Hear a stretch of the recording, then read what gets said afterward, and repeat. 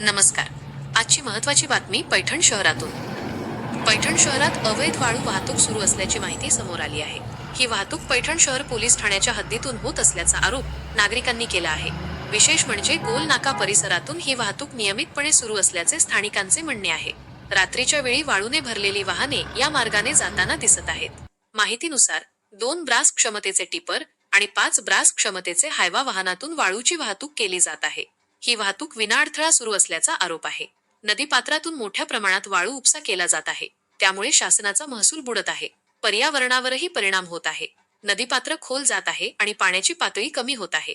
स्थानिक नागरिक प्रश्न उपस्थित करत आहेत की एवढ्या मोठ्या प्रमाणावर वाहतूक होत असताना संबंधित यंत्रणा कारवाई का करत नाही. पैठण शहर पोलीस ठाणे आणि संबंधित महसूल विभागाने तात्काळ लक्ष देऊन संयुक्त कारवाई करावी अशी मागणी नागरिकांकडून होत आहे. आर्यव्रत न्यूज मराठी पैठण.